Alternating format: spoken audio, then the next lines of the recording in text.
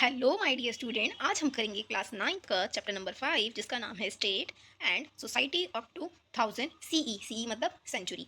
तो बेसिकली इस चैप्टर में हम आपको इंपॉर्टेंट नोट्स प्रोवाइड कर देंगे। तो स्टार्ट करते हैं हम।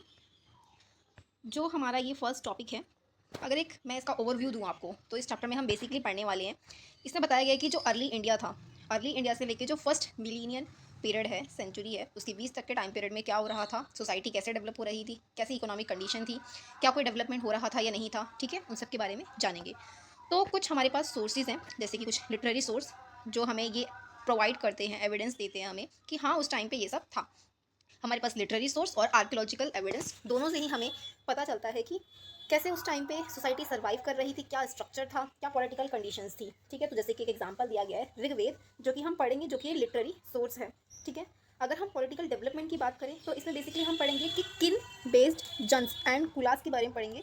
फिर बाद में उसके बाद देखो, पॉलिटिकल डेवलपमेंट का मतलब ये नहीं कि अचानक सब चीज़ एक साथ हो रही थी। इसका मतलब ये भी नहीं कि एकदम से राजा निकल के आ गया, नहीं। पहले छोटी छोटी कम्युनिटीज़ हुआ करती थी, उसमें कोई भी जन था, कुल था, किंग था, फिर उसके बाद एक जनपद का डेवलपमेंट होता है, उसके बाद महाजनपद, उसके बाद फिर एक एम्पायर का एमरजेंस होता है, जैसे कि मौर्य है, गुप्ता है। ठीक है, ये हमारे नॉर्थ इंडियन स्टेट में है। और बाकी अगर हम सदन की बात करें, सदन जैसे कि चोलाज हैं, पल्लव हैं, ये सारे सदर्न इंडिया में इमर्ज कर रही थी। तो यही हम देख सकते हैं, यहाँ पर एक कंटिन्यूटी देखने को मिलती है हमें। ठीक है, कहीं मोनार्क सिस्टम भी आता है, मोनार्की है। मोनार्की मतलब क्या है, यानी कि किंग रूल कर रहा था। ठीक है, और अगर हम देखें कि एक एग्जांपल दिया गया यहाँ पे एक अश्वमेधा यजना, कि उस टाइम पे एक अश्वमेध होता था। पढ़ेंगे हम कि क्या है क्या नहीं है। तो अगर मैं बात करूँ एक पॉलिटिकली स्ट्रक्चर डेवलपमेंट कैसे हो रहा है, पहले जन था, फिर जनपद बना, फिर महाजनपद, उसके बाद फिर एक एम्पायर का इमरजेंस होता है। तो देखते हैं सेकंड टॉपिक हमारा क्या है, सोसाइटी एंड स्टेट। तो सोसाइटी और स्टेट के बारे में बात करते हैं। अगर मैं आपको एक डेफिनेशन देनी हो कि सोसाइटी क्या होती है, तो बेसिकली सोसाइटी यानी हमारा समाज, यानी कि एक ऐसा सिस्टम है जहाँ पर लोगों के जो रिलेशंस होते हैं वो पीपल्स के साथ, यानी जो इंसान है, जो मानव है, उसका सोशल सोसाइटी है। सोसाइटी के साथ उसका रिलेशन रहेगा। वो अपने क्या करेगा, अपनी टेरिटरी को शेयर करता है, अपने कल्चर को शेयर करता है, अपने सेंस ऑफ बिलोंगिंग को शेयर करता है। तो ये सोसाइटी कहलाती है। अब हमारी जो सोसाइटीज़ होती है, या जिसे हम कह सकते हैं, उसके अंदर फैमिलीज, हाउस होल्ड, इंस्टीट्यूशंस है ना, जैसे कि मैरिजेस है, कस्टम है, ये सब इसके अंदर इंक्लूड होता है ना। हमें पता है काफ़ी सारे जो कस्टम्स होते हैं, है ना, उनको रेगुलेट किया जाता है। काफ़ी सारी प्रैक्टिसेस होती है, लॉज होता है, उनको हर फैमिली का अपना अपना एक तरीका है रहने का। तो वो भी सब किसके अंदर आ जाएगा, सोसाइटी के अंदर आ जाएगा। अब हम एक डेफिनेशन दें, स्टेट क्या है भाई। स्टेट एक पॉलिटिकल सिस्टम है, ठीक है, जिसके अंदर क्या है, रूल्स हैं, रेगुलेशंस हैं, रूल्स हैं, लॉज हैं, और एक हमने डिफाइन कर दिए, उसमें कोई एक ड्यूटीज़ है, उसके राइट्स हैं, और कैसे एक इंस्टीट्यूशन रन करेगा, उसका गवर्नेंस कैसे होगा, और वो कैसे लॉ एंड ऑर्डर को मेंटेन करेगा अपनी सोसाइटी में, अपने एरिया में, तो उसे हम क्या कहेंगे, स्टेट। तो स्टेट आपको ध्यान रखना एक पॉलिटिकल सिस्टम है जो बेस्ड है रूल्स एंड लॉ के बेस पर है। अब यहीं पर हम देखें, अगर हमारा जो पॉलिटिकल सिस्टम होता है, it develop gradually as societies become larger and more complex. यानी जो पॉलिटिकल सिस्टम है, ग्रेजुअली डेवलप होता है जब सोसाइटीज़ बड़ी होती गई, लार्ज और कॉम्प्लेक्स होती गई, तब जाके हमारा जो पॉलिटिकल सिस्टम है वो भी इमर्ज होता है। अब अगर हम देखें, अगर अर्लिक वैदिक सोसाइटी, ये हमारी पहली सोसाइटी का नाम है, जिसका नाम अर्लिक वैदिक सोसाइटी है। इसके अंदर पहले क्या थे, जन थे, जन यानी कि एक कुल होता था, जिसे हम क्लेन कहते हैं। इसके अंदर एक पर्टिकुलरी किंगशिप टाइज होते थे, यानी कि इससे बंधे होते थे, है ना। जैसे कि ऋग्वेद में बताया गया कि उस टाइम पे 30 जन थे। ठीक है, उसके बाद पंचजन है, यानी कि इसके अंदर बेसिकली 5 क्लेन्स हैं, वो आते थे। इसका नाम है यदु, तुर्वाशा, पुरु, अनु एंड ध्रुयु। तो मेनली आपको ये ध्यान रखने हैं पंचजन कौन से हैं। ये हमारे जो शुरू के जन हैं, ये उनके नाम है, ये 5 मेन जन थे वैदिक पीरियड में। ठीक है, अब जो राजा है, उस टाइम पे राजा का मतलब किंग नहीं था। उस टाइम पे राजा का मतलब था जो भी क्लेन है उसका चीफ होता था। उसका बेसिकली काम होता था अपने मेंबर्स को प्रोटेक्ट करने का, है ना। एंड इट लेड वॉरफेयर, उसका काम था वेलफेयर को भी लेड करना। अब हम देखिए, कुल क्या है, एक फैमिली एंड हाउस होल्ड कह सकते हैं। और ग्राम का ये मतलब विलेज होता है। एंड जो कुछ ग्राम्स होते थे वो क्या बनाते थे, विश बनाते थे, यानी कि सारे कुछ ग्राम्स को मिलकर क्या बनता था, विश बनता था। उसको हेड कौन करता था, विशपति या फिर विशपति। और उसके अबव क्या होता है, जन। तो अगर हमें एक क्रोनोलॉजी बनानी हो तो कैसे बनेंगे, पहले कुल है, कुल के बाद ग्राम है, ग्राम के बाद विश बन रहा है, विश को हेड कौन कर रहा है, विशापति, उसके बाद आ रहा है जन। ठीक है, तो इस तरीके से एक जन का क्या होता है, फॉर्मेशन होता है। अब गोत्र क्या है, आज के टाइम से अगर हम माने कि तुम्हारा गोत्र क्या है, यानी हर फैमिली का अपना अपना क्या होता है, गोत्र होता है। तो जो कि हमें एक पेट्रियार्किकल से पता चलता है कि पेट्रियार्किकल लेने चाहिए। ठीक है, it is trace to a common ancestor traditionally link to a Vedic rishi. जो बेसिकली किससे लिंक है, अगर हम ट्रेडिशनली देखें, ये हमारे वैदिक ऋषि होते थे, उनसे लिंक था ये। एंड गोत्र एफेक्सेशन एफिलेशन कुड रेगुलेट मैरिज, और यही गोत्र डिसाइड करता था कि किसके साथ, किस गोत्र के साथ मैरिज होगी। पहले अगर हम वैदिक पीरियड की बात कर रहे हैं, तो बेसिकली इसके अंदर 4 वेदास हैं, जिसमें कि अगर हम बताएं तो जो मेरा पहला है, मतलब कि जो हमारा पहला वैदिक पीरियड है, वो बेसिकली जो वैदिक पीरियड है वो 2000 से 500 BC के बीच का टाइम पीरियड है। इसमें बताया गया है कि 4 वेदास कौन से हैं। तो वैदिक हमें एक लिटरेचर नॉलेज प्रोवाइड कर रहे हैं, जो कि ज़रूरी नहीं है। देखो उस टाइम पहले क्या होता था, वेदास सिर्फ कुछ ही लोग पढ़ सकते थे, यानी कि वेदों को पढ़ने की जो अनुमति थी होती थी सिर्फ कुछ ही लोगों को होती थी। जो बाकी होते थे, जैसे कि जो लो कास्ट के होते थे या फिर उनको पढ़ने की अनुमति नहीं दी जाती थी। तो Vedic literature exist orally for century before being written down. जब तक वैदिक लिटरेचर लिखा नहीं गया था, जब तक वो ओरली ही कहीं काफ़ी शताब्दियों तक वो ओरली उसे बताया जा रहा था। तो जो ऋग्वेद है उसके अंदर लगभग 1028 हाइमन, जिन्हें हम सूक्तास भी कहते हैं ऋग्वेद में, इसके अंदर जो डाइटीज़ यानी कि जो भगवान हैं उनकी प्रशंसा की गई है। और बताया गया कि इट रिफ्लेक्टिंग ऑन क्रिएशन, यानी कि बताया गया कि कैसे क्रिएशन हुआ है, कैसे बर्थ होता है, कैसे डेथ के बारे में बताया गया है। एंड काफ़ी सारे जो ब्रह्मांड से रिलेटेड है वो क्वेश्चंस किए गए हैं उसके अंदर। सामवेद की बात करें अगर हम, सामवेद ये भी एक हाइमन है जो कि ऋग्वेद से ही बना है। इसके अंदर काफ़ी सारे क्या है, म्यूजिकल रिसाइटेशन है, यानी कि काफ़ी सारे म्यूजिक से रिलेटेड इसके अंदर लिखा गया है। एंड इसके अंदर 7 सवारास हैं, ठीक है। अगर हम बात करें यजुर्वेद में क्या है, काफ़ी सारे जो यजनास हैं यानी कि सेक्रीफाइस वगैरह, वो सब इसके अंदर बताए गए हैं। अगर हम बात करें अदरवेद के अंदर बेसिकली इविल्स और material related to physical and mental element के बारे में बताया गया कि कैसे इविल से छुटकारा पाना है, ठीक है। मटेरियल रिलेटेड के बारे में बताया गया है। अब अगर हम बात करें जो हर वेद है उनके अपने 4 पार्ट हैं। एक है संहिता, ब्राह्मणा, अर्यंका एंड उपनिषद। यानी कि हम कह सकते हैं जो 4 वेद पढ़े, इन चारों के अपने अपने क्या हैं, संहिताज हैं, ठीक है। अपने अपने ब्राह्मणा है, अपना अपना अर्यंका एंड उपनिषद है। तो ये 4 पार्ट हैं 4 वेदास के। अब देखिए अगर हम बात करिए अभी हमने संहिता क्या होता है, हार्मनी यानी ऑब्लिगेशंस, ठीक है। उसके बाद करें हम ब्राह्मण के अंदर क्या आएगा, रिचुअल एक्सप्लेनेशन है। अर्यंका के अंदर फिलोसफिकल स्पेकुलेशन ऑफ फॉरेस्ट स्टेजाज है। एंड उपनिषद के अंदर सेल्फ और आत्मन के बारे में बताया गया है। और ultimate universal being is um Brahman, यानी कि ब्राह्मण के अंदर यूनिवर्सल बीइंग के बारे में बताया गया, ठीक है। तो ये आपको याद रखना है कि संहिता के अंदर किस चीज़ के बारे में बात हो रही है, उपनिषद में क्या है, अर्यंका में क्या है, ब्राह्मणा में क्या है, ठीक है। एक अगर हम देखें जो ब्राह्मणा है, जो कि कॉन्सेप्ट है, ब्राह्मण आर टेक्स्ट एंड ब्राह्मण इज अ वर्णा कैटेगरी। तो यहाँ तो अगर हमें देखें कि अर्ली ऋग्वेदिक सेक्शन, जो कि हमें देख सकते हैं कि सप्त सिंधु रीजन यानी अर्ली ऋग्वेदिक पीरियड का जो एरिया था किस रीजन में लाई कर रहा था, तो हम कह सकते हैं कि सप्त सिंधु वाला एरिया है ना। इसके अंदर इंदस भी आ रहा था और 5 ट्रिब्यूटरीज थी और साथ में सरस्वती, ठीक है। तो ये आपको पता होना चाहिए कौन से अर्ली ऋग्वेदिक के अंदर रीजन्स आ रहे हैं। तो अब हम देखते हैं कि वैदिक पॉलिटिकल इंस्टीट्यूशन के बारे में बात करें कि उस टाइम पे वैदिक सोसाइटी में पॉलिटिकल इंस्टीट्यूशन कैसा था। तो अर्ली वैदिक सोसाइटी क्या थी, ऑर्गेनाइज थी जनाज में, जिसे हम जन कहते हैं। And the Rigveda also use the name Bharatas for the Bharat jana. तो ऋग्वेद के अंदर ये मेंशन भी है कि जो भारता है वो भारता जन के लिए इस्तेमाल किया गया है। एंड जो राजा जो कि एक चीफ होता था क्लेन का, एंड बट हम ये नहीं कह सकते वो कंप्लीटली क्या एक मोनार्च है, ठीक है। सभा, अगर हम सभा की बात करें, ये एक स्मॉलर बॉडी होती थी यानी कि एक छोटी इकाई थी जो जुडिशियल काम करती थी, ठीक है। इसके अंदर काफ़ी जो कुछ लोग इलीट्स लोग थे इसके अंदर, ठीक है। समिति एक लार्ज असेंबली होती थी, इसके अंदर policy decision and political affairs. And इसके अंदर बहुत ज़्यादा जो लोगों का जो रिप्रेजेंटेशन होता था इसके अंदर। एंड विधाता जो कि पॉपुलर कम्युनिटी है, इसके अंदर जो जन मेंबर्स होते वो गैदर करते थे, ठीक है। And forum for warfare and other political discussions. विधाता में एक पॉपुलर कम्युनिटी होती थी, जो जन मेंबर गैदर होते थे यहाँ पर, ठीक है। यहाँ पर काफ़ी सारा पॉलिटिकल डिस्कशन या फिर वॉरफेयर के बारे में डिस्कस किया जाता था। अब यही असेंबलीज क्या है, वेरी इंपॉर्टेंट रोल प्ले करती हैं इंस्टीट्यूशंस बनाने में इन अर्ली वैदिक पॉलिटी में। तो हम कह सकते हैं कि यहीं से क्या हो रहा है, एक पॉलिटिकली इंस्टीट्यूशन बनने की यहीं से ही शुरुआत हो रही है। बना तो नहीं है पर यहीं से ही शुरुआत हो रही है, सबका रिप्रेजेंटेशन हो रहा है, डिस्कशन हो रहा है, जुडिशियल डिस्कशन हो रहा है, ठीक है। तो अगर हम बात ध्यान रखें, compare with the modern representative institution, carefully use the chapter idea of assemblies checking और limiting royal power without calling them modern parliament. अगर हम आज के वर्ल्ड से कंपैरिजन करें, हम ये नहीं कहते कि आज के टाइम पे देखो रिप्रेजेंटेटिव इंस्टीट्यूशंस हैं, ठीक है। लेकिन ये चैप्टर बताता है कि हमें वहाँ पर उस टाइम पे जो रॉयल पावर थी वो लिमिटेड थी, लेकिन हम उस टाइम पे उसे मॉडर्न पार्लियामेंट का नाम नहीं दे सकते उसे, ठीक है। पूरी तरीके से तो नहीं था, सबका रिप्रेजेंटेशन तो नहीं था, कुछ ही लोगों का था, कुछ एलिट्स लोग भी थे, ठीक है। देखो हमें ना हर चीज़ को आज से कनेक्ट करके चलना है कि आज क्या है, उस टाइम पे कैसा था, ठीक है। जो अगर हमें आज जो फॉर्मेशन देखने को मिल रही है तो उसका कोई ना कोई अस्तित्व होगा, उसका कहीं ना कहीं से ओरिजिन तो हुआ होगा, ठीक है। तो हमें अंडरस्टैंडिंग, हमें समझने की ज़्यादा ज़रूरत है। तो अगर हमें एक क्विक हमें कंपैरिजन करना हो या अगर हमें समझना हो, जो सभा होती थी वो छोटी होती थी, जुडिशरी होती थी, उसके अंदर बेसिकली जुडिशरी डिस्कशन होता था। और समिति जो कि लार्ज होती थी, उसके अंदर पॉलिटिकल पॉलिसी वगैरह डिस्कशन की जाती थी। विधाता के अंदर पॉपुलर गैदरिंग होती थी, यानी कि बहुत सारे लोग इकट्ठा होते थे, ठीक है। फिर काफ़ी चीज़ों को डिस्कस करते हैं यहाँ पे, और बाद में फिर यहाँ पर political discussion and warfare discussion भी इसके अंदर होता था विधाता के अंदर। तो अब हम बात करते हैं अपना, हमने जन की बात पढ़ी, अब हम देखते हैं जनपद और महाजनपद से कैसे इमर्जेंस हो रहा है इनका। तो जो हमारी फर्स्ट मिलीनियम सेंचुरी है, मिलीनियम क्या होता है, 1000 ईयर को मिला के पूरा एक मिलीनियम बनता है। तो फर्स्ट मिलीनियम बीसी में देखते हैं हम कि क्या होने लगता है। जो गंगा रीजन है वहाँ पर बहुत ज़्यादा हमें सेटलमेंट देखने को मिलता है। क्यों? क्योंकि हमें यहीं से ही हमें आयरन की इम्प्लीमेंट यानी कि आयरन के टूल्स हमें यहाँ से देखने को मिलते हैं, हमें एविडेंस प्रोवाइड होते हैं यहाँ पे। और काफ़ी ज़्यादा यानी कि ग्रेड में बहुत ज़्यादा वैरायटी में हमें पेंटेड ग्रे वेयर, ये नाम है जो पोइट्री का नाम है, ये पेंटेड ग्रे वेयर इन सब का इस्तेमाल हो रहा था। ठीक है, अब अगर हम बाद में देखिए लेटर फर्स्ट मिलियन बीसी में, तो स्पेशली जो हमारा मिडल गंगा रीजन था वहाँ पर हमें NBPW तरीके के हमें ये वेयर नज़र आते हैं, जिसका नाम है नॉर्थन ब्लैक पॉलिस्ड वेयर। ठीक है, ये क्या होती है? स्मूथी ग्लासी ब्लैक, जिसे हम deluxe ware and rich material culture भी कहते हैं। तो बेसिकली पोइट्री उस पर कुछ इस तरीके का किया जाता था, पॉलिश की जाती थी, ब्लैक पॉलिश की जाती थी वेयर पर। ठीक है, और इसी टाइम पे हमें देखने को मिलता है कि जो एग्रीकल्चर है, एग्रीकल्चर में एक्सपेंशन होता है।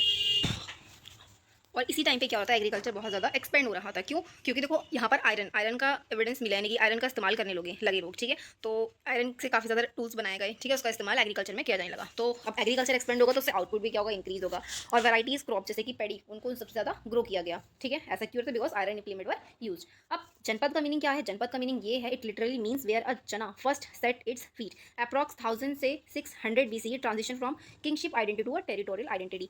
अगर हम देखें 1000 से 600 BCE के अंदर यहाँ पर एक ट्रांजिशन देखने को मिलता है, जो किंगशिप आइडेंटिटी से लेके हमें एक टेरिटोरियल आइडेंटिटी देखने को मिलती है। यानी यही से ही हमारी जनपद की बनने की शुरुआत होती है, यानी कि जन से टेरिटोरियल में हम कन्वर्ट हो रहे हैं।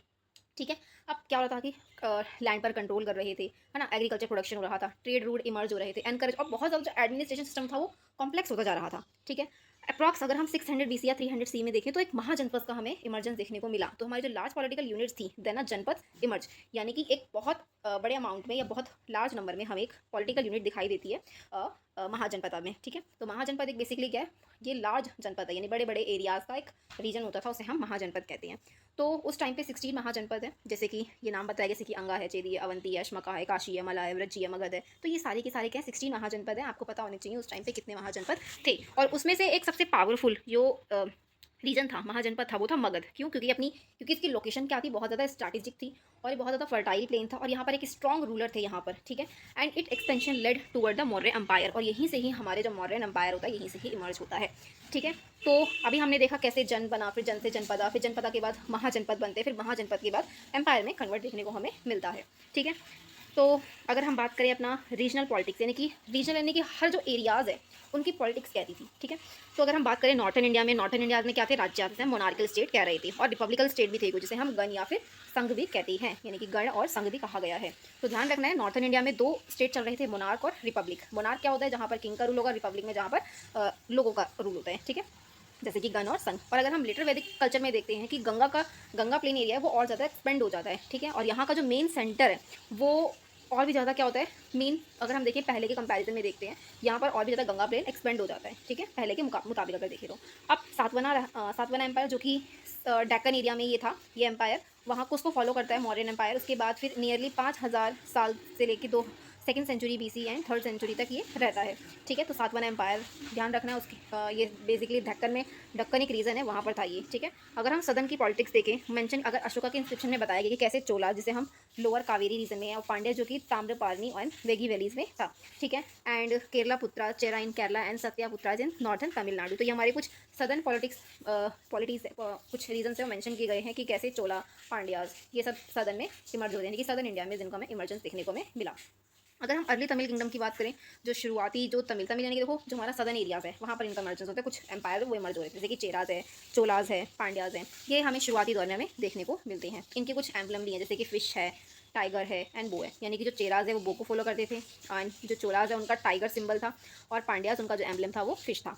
तो यहीं पर ही क्या होती है, एक संगम लिटरेचर की फाउंडेशन होती है, जो बेसिकली 300 से 300 CE यानी कि BC से CE के बीच में देखने को मिलता है, जिसमें चेरा, चोलियाज और पांड्याज रूलर होते हैं। ये 3 क्राउन किंग होते हैं एंड जो कि तमालिकम से होते हैं। ठीक है, तो संगम लिटरेचर की फाउंडेशन हमें इसी पीरियड में देखने को मिलती है।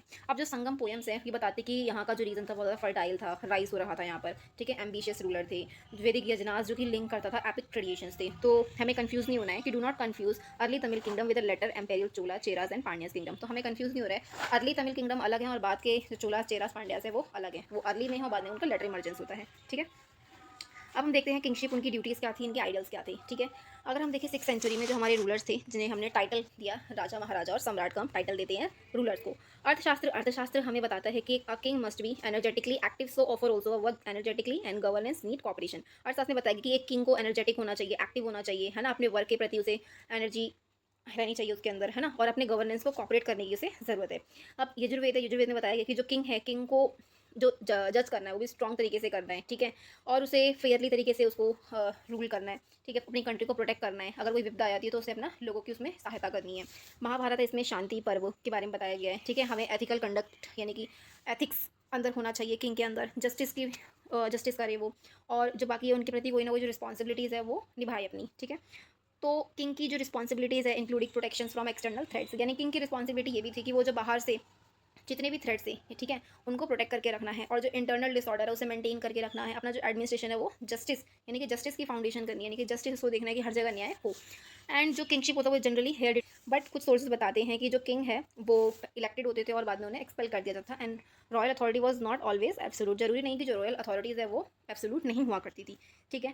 पैन इंडियन में पॉलिटिक अवेयरनेस है कि जम्बू द्वीप, Bharatvarsh, Ashvamedha, राज्यस्यू and Prithvi and चक्रवर्ती क्षेत्र, ये सब बताया गया है कि पॉलिटिकल अवेयरनेस के बारे में।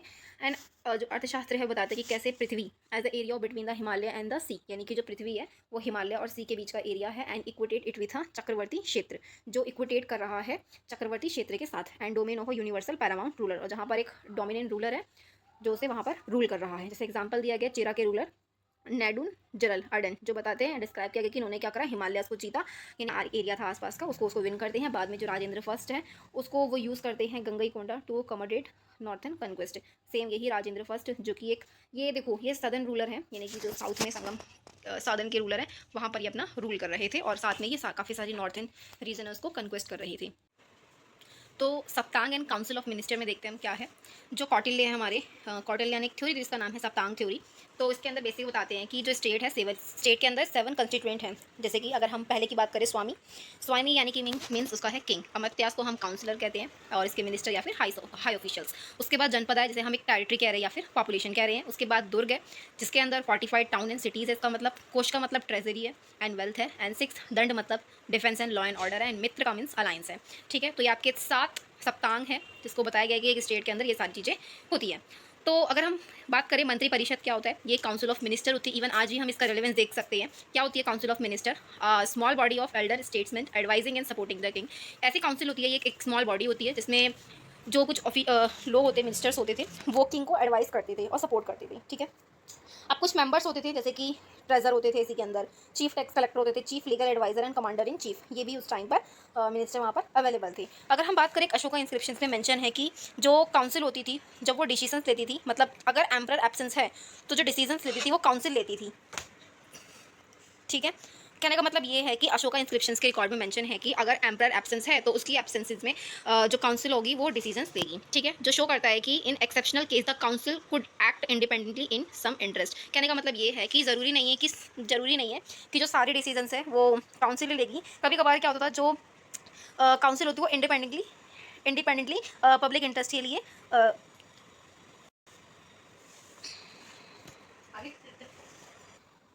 डिसीजंस लेती थी, ठीक है। तो अगर हम इससे कंक्लूजन निकालते हैं, ये मतलब है की आइडिया ये है कि one wheel does not move the carriage, effective governance require cooperation and organise administrative machinery. कहने का मतलब ये है कि अगर हमें एक अच्छे तरीके से अगर चलाना है एडमिनिस्ट्रेशन, तो उसके लिए हमें हमारे पास एक ऑर्गेनाइज तरीके से और सभी ऑफिशियल्स के बीच में कॉपरेशन होना बहुत ज़्यादा ज़रूरी है। तभी एक स्टेट है जो काउंसिल ऑफ मिनिस्टर्स हैं, जो किंग है और उसकी जो एम्पायर है, उसकी जो सोसाइटी है, तभी वो अच्छे से रन कर पाएगी, ठीक है। तो सप्तांग के बाद हम देखते हैं, तो अभी हमने पढ़ा सप्तांग के 7 पार्ट हैं, किंग है, मिनिस्टर है, टेरिटरी है, फोर्ट है, ट्रेजरी है, फोर्स एंड अलाइज है। ये 7 पार्ट आपको ध्यान रखने हैं सप्तांग के, जो कि कौटिल्य ने दिए थे। अब अगर हमारे पास टॉपिक है कि हाउ एम्पायर वर एडमिनिस्टर्ड, यानी कि एक एम्पायर कैसे चलता था, उसका प्रशासन कैसा था। तो यहाँ पर जब एक प्रोविंशन दिया गया, डिस्ट्रिक्ट या विलेज है, यानी कि सबसे बड़ी इकाई क्या है, पहले प्रोविंसेस होता है, उसके नीचे डिस्ट्रिक्ट, फिर उसके बाद विलेजेस आते थे। यानी कि विलेज एक स्मॉलेस्ट यूनिट हुआ करती थी और प्रोविंसेस एक लार्जेस्ट यूनिट हुआ करती थी किसी भी एम्पायर को रन करने के लिए। तो अगर हम अर्ली किंगडम में देखें, जो एम्पायर्स थे तो वो डिवाइडेड थे प्रोविंसेस में, डिवीजन्स एंड डिस्ट्रिक्ट्स, ठीक है। तो ये आपको पता होने चाहिए। तो प्रोविंसेस है, डिस्ट्रिक्ट एंड विलेजेस है, तो विलेजों की सबसे स्मॉलेस्ट यूनिट थी। अब एक एग्जाम्पल दिया गया है सातवाना एम्पायर में, जो आहार थे, आहार का मतलब क्या होता है, जो कि एक एडमिनिस्ट्रेटिव डिवीजन था। अमात्यास क्या करते थे, उसको सर्व करते थे। और जो ग्रामिका होते थे, जैसे हम विलेज का हेडमैन कहते थे। और जो प्रदेशिकास होते थे, वो बेसिकली डिस्ट्रिक्ट गवर्नर होते थे for a judicial and administrative functions के लिए। तो ये सबके जो एडमिनिस्ट्रेटिव एम्पायर था, वहाँ पर ही कुछ एग्जाम्पल्स दिए गए कि हाँ, वहाँ का जो एडमिनिस्ट्रेशन है उसको रन करने वाले कौन कौन से लोग हैं। जैसे आहाराज हैं, अमात्यास है, ग्रामिकाज है एंड परदेशिकाज हैं। ठीक है। अब कुछ डिस्ट्रिक्ट ऑफिसर्स भी थे, जैसे कि कुछ तो कुछ डिस्ट्रिक्ट ऑफिसर हैं, जैसे कि बैंकर वगैरह, corona leader and artisans and scribes, ये कुछ डिस्ट्रिक्ट ऑफिसर्स होते थे। एंड जो सिटी होती थी वो गवर्न करती थी, जैसे कि कुछ रेवेन्यू कलेक्ट करती थी और लॉ एंड ऑर्डर को मेंटेन करने का काम करती थी। ठीक है, ये सिटी के गवर्नर थे, ये बेसिकली इनका काम था। यानी कह सकते हैं हम कि जो सिटी गवर्नर होते थे वो लैंड रेवेन्यू को, लॉ को एंड ऑर्डर को मेंटेन करते थे। और 300 और 800 सी में देखते हैं कि डिसेंट्रलाइजेशन इंक्रीज होने लगता है। ठीक है, यानी कि कहने का मतलब ये है कि डिसेंट्रलाइजेशन में बढ़ोतरी देखने को मिलती है हमें, यानी एडमिनिस्ट्रेशन क्या हो रहा है, डिसेंट्रलाइज सिस्टम है वहाँ पर। जैसे कि नॉर्थन प्रोविंसेस में बुक्तीस थे और साउथ प्रोविंसेस में मंडालास या फिर मंडलम्स थे। अगर हम आगे ऑल डिविजन्स की बात करें, विषया एंड भोग जो कि नॉर्थ में हुआ करते थे, एंड कॉटम एंड वल नाडु इन साउथ में। तो जो विषय और भोग है ये नॉर्थ में थी, मतलब नॉर्थ में था इसका डिवीजन, और कोटम और वलनाडु ये साउथ में देखने को मिलता है। ऐसी एक लोअर यूनिट है ये सारी की सारी, एंड जिसके अंदर डिस्ट्रिक्ट और ग्रुप ऑफ विलेज सब आ जाते थे। तो ऐसे ही गुप्ता है, गुप्ता में रिटेन मच अर्लियर एडमिनिस्ट्रेशन, जैसे कि इसके अंदर बताया गया मंत्री हेडेड सिविल एडमिनिस्ट्रेशन, जो मंत्री थे वो सिविल एडमिनिस्ट्रेशन को देखते थे। एंड जो अदर ऑफिशियल्स होते थे, जैसे कि commander in chief, general and chief palace guard. तो ये सारे के सारे कुछ गुप्तास के मिनिस्टर्स के नाम दिए गए हैं, जो कुछ हमें अर्लीस्ट टाइम पे देखने को मिलते हैं, जो उनके गुप्ता का एडमिनिस्ट्रेशन होता है उसमें हेल्पफुल करते हैं। अब एक और टर्म है जिसका नाम है संधि विग्रह, इसका मतलब होता है minister of peace and war, यानी ये मिनिस्टर होते थे पीस एंड वॉर के। एंड कुमार अमात्यास जो कि they become administrator at local and provincial level, यानी कि कुमार अमात्यास जो होते थे वो बाद में लोकल लेवल पे, प्रोविंशियल लेवल पे एडमिनिस्ट्रेटर की तरह काम करते थे। एंड एक और है जिसका नाम है दामोदरपुर, जो कि एक कॉपर प्लेट मिली है अंडर कुमार गुप्ता। उसमें बताया गया है कि वहाँ पे हमारे पास एविडेंस है कि हाँ उस टाइम पे किस तरीके का एडमिनिस्ट्रेशन था। ठीक है, तो ये एविडेंस है।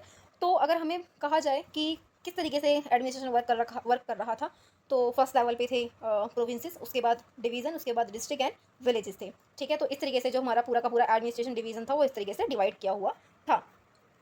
अब बताया गया Pallava and Chalukyas, north Indian and power, यानी पल्लव एंड चालुक्यास और नॉर्थ इंडियन पावर के बारे में बताया गया है। यहाँ पर हमें एक बेस्ट एग्जांपल देखने को मिलेगा डिसेंट्रलाइजेशन का, एंड विलेज की ऑटोनॉमी देखने को मिलेगी। जैसे कि पल्लव है, पल्लव का रूल टाइम पीरियड दिया गया।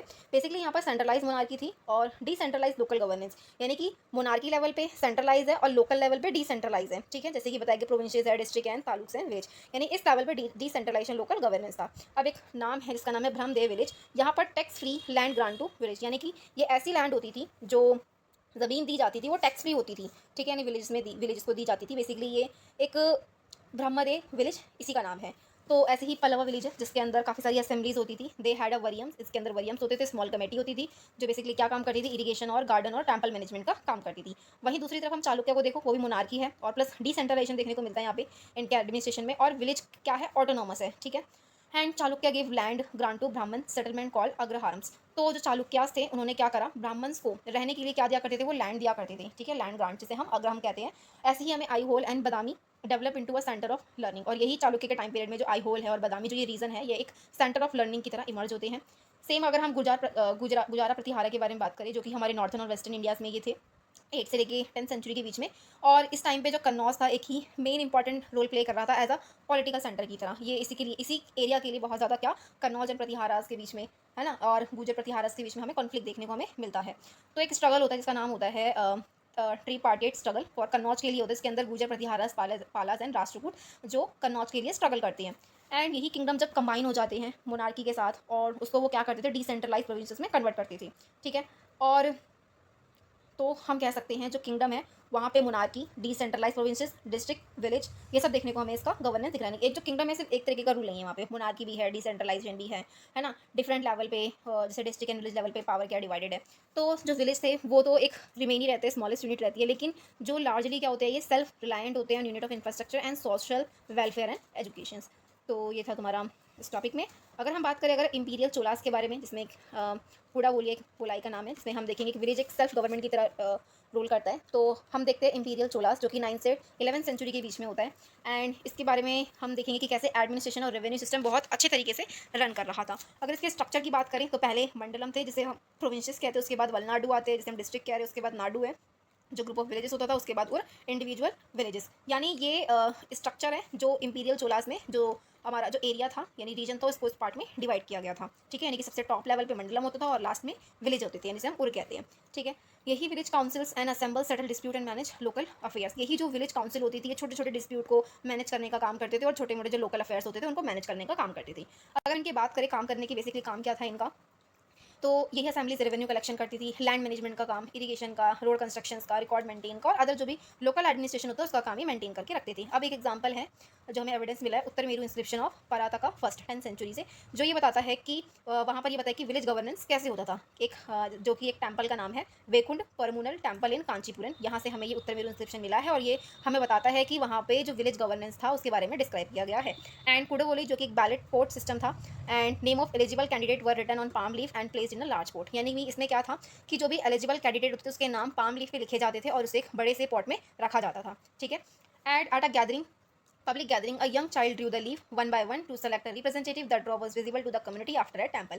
यानी कि यहाँ क्या होता था, जब लोग इकट्ठा हो जाते थे तो यहाँ पर कोई यंग आता था, उसमें से एक पर्ची उठाता था और अपने रिप्रेजेंटेटिव को इलेक्ट करता था। ठीक है, इस तरीके से ये पूरी कम्युनिटी को पूरी क्लियरली तरीके से ट्रांसपेरेंट की तरीके से क्लियरली तरीके से लोगों को विजिबल होता था और ये अक्सर टेम्पल में किया जाता था।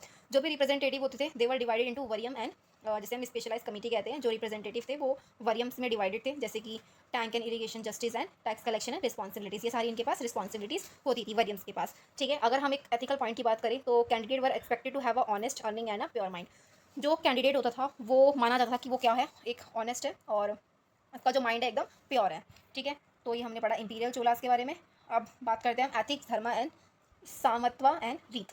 तो इसमें हम देखेंगे कि कैसे लॉ एंड लाइफ की फाउंडेशन हो रही है। तो वेदास अभी बात करी थी हमने, है ना, कि वेदास और जितने भी एपिक हैं वो डिस्कस करते हैं रियलिटी के बारे में, राइट कंडक्ट क्या है एंड चीज़ों का ओरिजिन कैसे हो रहा है, यूनिवर्स कैसे बन रहा है ना। वहीं दूसरी तरफ जो भागवत गीता है वो भी एम्फोसाइज करते हैं knowledge, faith, actions, virtue and ethical way of life, यानी जीना कैसे है ना, एथिक्स के बारे में बताया गया है। ऐसी एक और है सामत्वा जो कि प्रिंसिपल ऑफ सेमनेस के बारे में बताता है।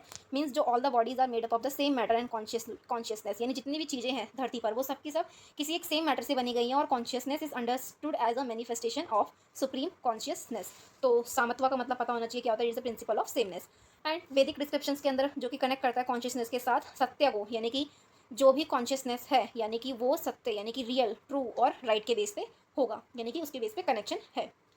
अगर हम बात करें रीत मतलब कि ऑल परवेडिंग कॉस्मेटिक ऑर्डर, जितने भी कॉस्मेटिक ऑर्डर हैं वो सब इसके अंदर बात करी गई है। और harmony and balance in nature, यानी कि हार्मनी मेंटेन रखनी है, बैलेंस रखना है अपने नेचर में, एंड ह्यूमन सोसाइटी को बैलेंस करके रखना है, नेचुरल फोर्स को रेगुलेट करना है, मोरल वैल्यू अडेप्ट करनी है, यूनिवर्सल बैलेंस बनाए रखना है।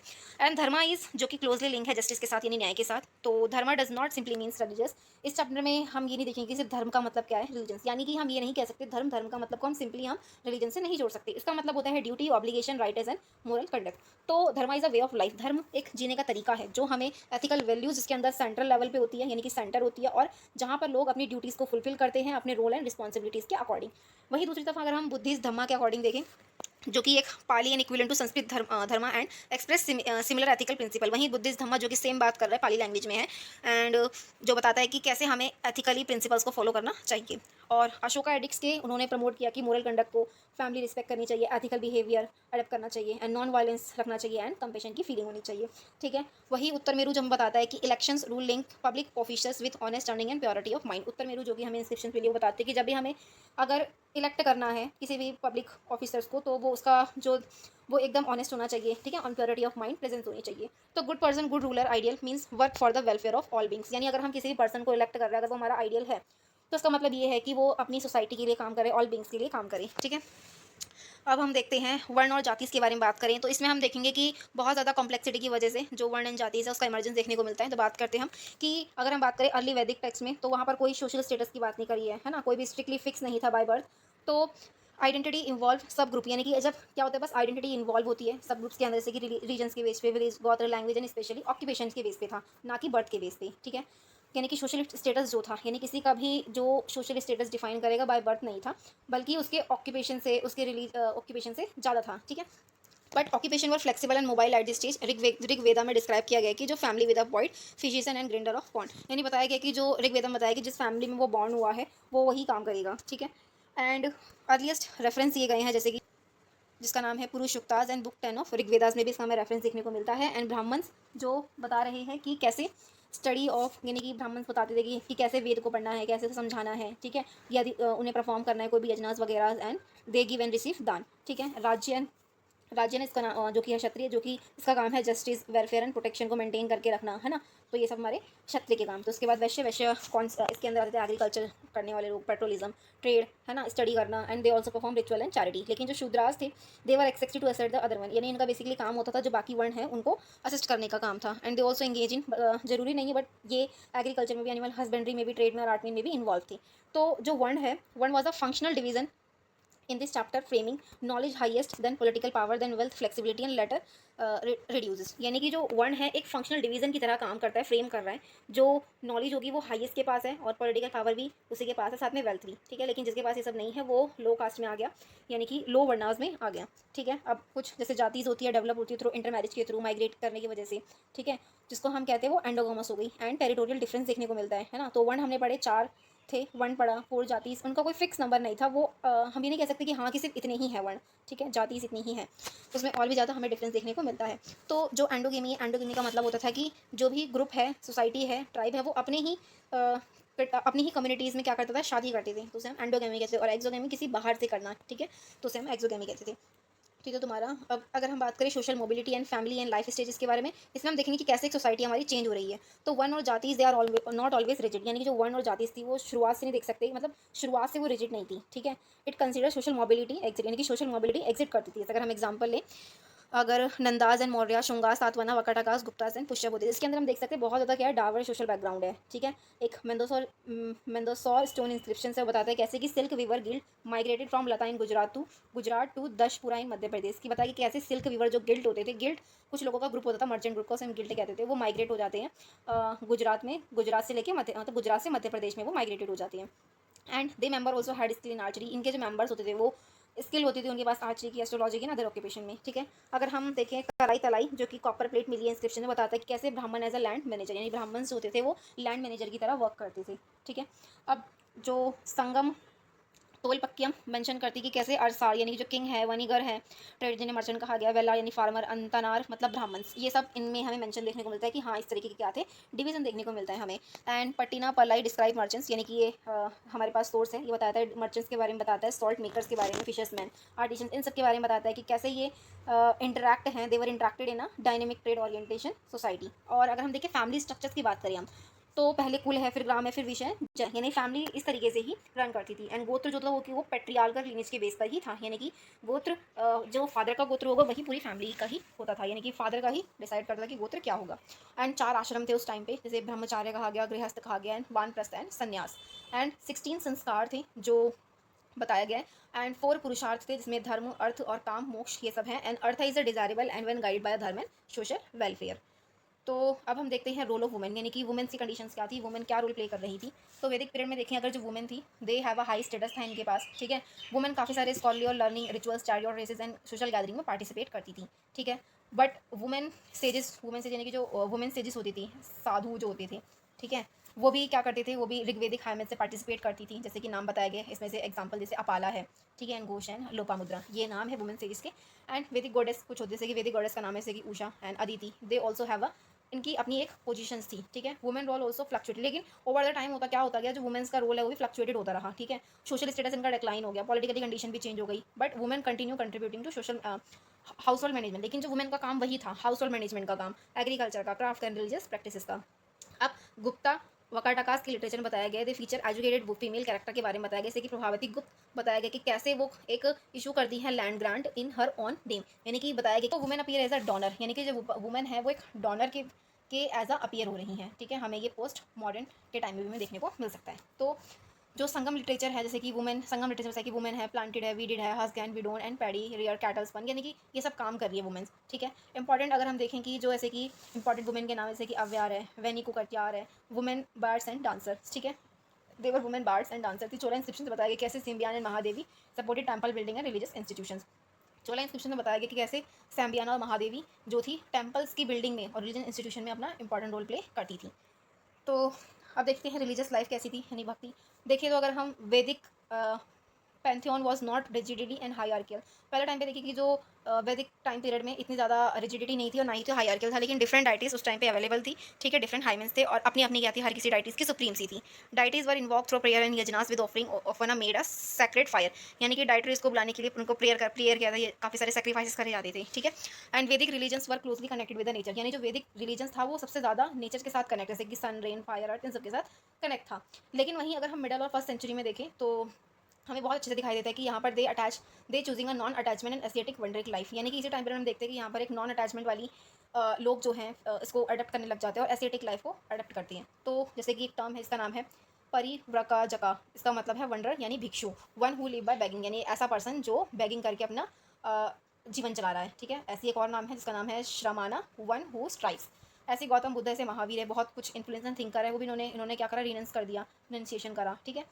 और इन्होंने बेसिक लेटर वर्कशिप, जैसे कि कुछ शिव विष्णु, इन ये जो है शिव विष्णु की वर्कशिप ज़्यादा तेज़ी से करी जाती है इसके बाद में, और ये मेन सेंटर पे रहते हैं। हमें देखने को मिलता है भक्ति मूवमेंट भी इसी टाइम पे आने लग जाता है, ठीक है। एंड काफ़ी ज़्यादा जो भक्ति था बहुत प्रोमिनेंट होता है 6th सेंचुरी में, बेसिकली तमिल रीजन में। और हम देखते हैं कि अलवर, जो कि 12 अलवर थे जो कि विष्णु को सपोर्ट कर रहे थे, और नयनार्स थे वो 63 थे जो शिव को सपोर्ट कर रहे थे, they were devotee of Shiv. तो साथ ही में ये दोनों एक तमिल एक भक्ति, दोनों के दोनों मिलकर तमिल भक्ति लिटरेचर में अपना कंट्रीब्यूट करते हैं। अगर हम बात करें education and quest of knowledge कि कैसी एजुकेशन है, क्या था उस टाइम पे नॉलेज, तो एजुकेशन वाज होलिस्टिक था, कल्चरल था, truth, passion and regularity, humanity and control of sense, purity of self, awareness of unity. यानी जो एजुकेशन है वो सब हॉलिस्टिक, सब चीज़ को लेके चल रहा है, यानी कंट्रोल ऑफ सेंस होना चाहिए, प्योरिटी होनी चाहिए सेल्फ की, अवेयरनेस होनी चाहिए लाइफ की, नेचर की, एनवायरमेंट की, ठीक है। और स्टूडेंट वर ट्रेन, जो स्टूडेंट उन्हें इस तरीके से ट्रेन किया जाता है, उनको अकॉर्डिंग उनके धर्म के अकॉर्डिंग उन्हें ट्रेन किया जा रहा है, अपनी ड्यूटीज़ के अकॉर्डिंग, ठीक है, कैसे उन्हें अपने पेरेंट, टीचर, गॉड्स के अकॉर्डिंग उन्हें अपनी ड्यूटीज़ को फुलफिल करना है, उनके अंदर गुड कैरेक्टर, मोरल ड्यूटीज़ को फाउंड किया जा रहा था, उनके अंदर इन सब चीज़ों को सिखाया जा रहा था। जैसे सब्जेक्ट है, वेदास है, ग्रामर है, लॉजिक है, फिलॉसफी है, ये सारी चीज़ों ने सबको पढ़ाया जा रहा था। म्यूजिक, डांस, पेंटिंग, इन सब में भी उनको स्टूडेंट को सिखाया जाता था, एंड स्टूडेंट को योगा वगैरह इन सब में भी प्रैक्टिस कराई जाती थी उनको। And guru shishya and parampara was sacred and teacher was guide. Basically जो टीचर होता था उसका काम था गाइड करने था, ठीक है। और teacher home was a Gurukul, और टीचर का घर ही क्या होता था, गुरुकुल होता था, और वहीं पर ही कुछ स्टूडेंट रहा करते थे। And Gurukul life stress self control, obedience and devotion, जो गुरुकुल था उसमें बेसिकली वो सेल्फ कंट्रोल और ओबीडियंस और डिवोशन पे सबसे ज़्यादा स्ट्रेस करते थे, फोकस देते थे। आप कुछ मेन लर्निंग सेंटर जैसे कि तक्षशिला है, उज्जैन है, ये सारे एग्जाम्पल है, ये लर्निंग सेंटर थे। लिटरेरी ट्रेडिशन, जैसे कि कालिदास ने ये लिखा, ठीक है, ये सारे इनके टेक्स्ट हैं जिन्होंने लिखा। आप ग्रामर में जैसे पाणिनि ने अष्टाध्यायी लिखा, पिंगला, चंद्रशास्त्र, पतंजलि का Mahabhashya, so these are the book which is written, ठीक है। अब एग्रीकल्चर और, तो अगर हम एग्रीकल्चर और लैंड रेवेन्यू इरिगेशन की बात करें, जैसे कि मॉडर्न टाइम पे क्या था, एडमिनिस्ट्रेशन बहुत अच्छे तरीके से रेगुलेट होता था और इकोनॉमिक एक्टिविटीज़ को भी सुपरवाइज किया जा रहा था। लेकिन जो एग्रीकल्चर था वो विलेजेस में होता था, सबसे ज़्यादा जो इंडिविजुअल से उसे होल्ड करते थे और वहीं पर वो अपना एग्रीकल्चर किया करते थे, ठीक है। लेकिन यहीं पर स्टेट है वो एनकरेज करता है कल्चरल एक्सपेंशन को भी, यानी कल्चर एक्सपेंशन करना है, क्लियर करना फॉरेस्ट को, क्यों, क्योंकि हमें क्या करना है, उन्हें एग्रीकल्चर करने के लिए वो फॉरेस्ट को क्लीन करती थी, ठीक है। अब जैसे कि मॉडर्न में क्या था, लैंड टैक्स लिया करते थे कि वन टैक्स लैंड था उनका। कौटिल्य बताते हैं कि जो लैंड था उसको भी क्लासीफाई किया गया था, है ना, काफ़ी सारी क्रॉप से वो उगाई जाती थी। लेकिन पोस्ट मॉडर्न में देखें तो एग्रीकल्चर रिमेन द बैकबोन, यानी कि जो एग्रीकल्चर था वो बैकबोन रहता है रूरल लाइवलीहुड का, ठीक है। एंड दक्कन में देखने को मिलता है कि वहाँ पर कॉटन का कल्टीवेशन होता है क्योंकि वहाँ पर ब्लैक सॉइल अवेलेबल थी। तो ये सब बताया गया कि कैसे कहाँ पर इवन जो डक्कन रीजन है, संगम लिटरेचर एंड चोलास थे, उन्होंने भी काफ़ी सारा कैनाल्स लेक बिल्ड करवाए ताकि इरीगेशन को सपोर्ट कर सकें, ठीक है। अब देखें हम अगर ट्रेड रूट एंड पोर्ट्स की बात करें तो अर्थशास्त्र ने बताया गया कि कुछ मेजर इकोनॉमिक एक्टिविटीज़ होती थी, ट्रेड होता था, जैसे कि मगर ट्रेड करता था टेक्सटाइल, जम्स, कॉल, पर्ल्स, इन सब चीज़ों का ट्रेड हुआ करता था। साल्ट जो कि एक मोस्ट इंपॉर्टेंट कमोडिटी था, ठीक है, but it production was strictly regulated by the state. लेकिन जो सॉल्ट था, सॉल्ट का जो प्रोडक्शन होगा, ठीक है, वो स्टेट ही डिटरमाइन करता था, ठीक है, स्टेट के अंडर ही सुपरवाइज किया जाता था। स्टेट प्रोटेक्टेड ट्रेड, यानी स्टेट ही था वो ट्रेड रूट को प्रोटेक्ट करने का काम करता था, और जितने भी अनफेयर प्रैक्टिस है वो भी इसका काम स्टेट करता था, ओवरसी करने का। 6th सेंचुरी में देखते हैं कि कुछ लैंड रूट इमर्ज, जैसे कि दक्षिण पंथ एंड उत्तर पंथ, एंड इसी टाइम पे मैरीटाइम ट्रेड इंक्रीज होता है, लॉन्ग डिस्टेंस ट्रेड होता है, जैसे कि इंडियन ओशंस रूट्स ये इमर्ज देखने को मिलता है हमें। और बाय अर्ली सेंचुरीज में रोम के साथ ट्रेड करते हैं हम, है ना, सी रूट डेवलप होते हैं, सेंट्रल एशियंस के साथ कनेक्शंस है ताकि ट्रेड कर सकें हम। अब कुछ गिल्ड है, गिल्ड यानी श्रेणी, जैसे ये एक ऑर्गेनाइजेशन होती थी ट्रेडर्स की, वो इसके अंदर आते थे और वो ट्रेडिंग करने का काम करते थे। जैसे जकाता लिटरेचर में बताया कि 18 टाइप के गिल्ड्स थे, ठीक है। अब गिल्ड सिर्फ ट्रेडिंग का ही काम नहीं कर रहे थे, बल्कि वो एज अ बैंकर, फाइनेंशियल और ट्रस्टी की तरह भी काम कर रहे थे। ऐसा हमें नासिक के इंस्क्रिप्शन से वहाँ पर हमें देखने को मिलता है। अब कुछ जैसे इंडस्ट्री से कि सिल्क है, कॉटन है, वुड है, इन सब का भी प्रोडक्शन हो रहा था। जैसे मथुरा, काशी, कर्मपुरा ये एक इंपॉर्टेंट टेक्सटाइल सेंटर थी, ठीक है। अगर हम बात, ये हमारी टाइम लाइन है, तो हमने किसने क्या क्या पढ़ा। सबसे पहले हम देखा कि वैदिक पीरियड है, फिर उपनिषद। इसका टाइम पीरियड देखो बहुत ज़्यादा मेन है कि इससे हमें अंडरस्टैंडिंग मिलेगी कि हाँ क्या, कब और क्या, कौन से एम्पायर आ रहे हैं, कौन से एम्पायर इमर्ज हो रहे हैं, कौन से डेक्लाइन हो रही है, ठीक है। तो देखो नालंदा यूनिवर्सिटी है, बताया गया कि कब इस्टेब्लिश होती है, आर्यभट्टा कब आते हैं, पाला कब है, ठीक है। ऐसी राष्ट्रकूट है, इंपीरियल चोला का टाइम पीरियड है। तो आई होप कि आपको ये चैप्टर अच्छा लगा होगा। तो अगर आपको कोई डाउट है तो आप पूछ सकते हैं, you can ask me in a comment box. ये कुछ इंपॉर्टेंट क्वेश्चंस हैं, as you can see, you can note down in your copy. So अगर आपको कोई डाउट हो तो आप अच्छे से पूछिए, अच्छे से चैप्टर को पढ़ें। So that's all today.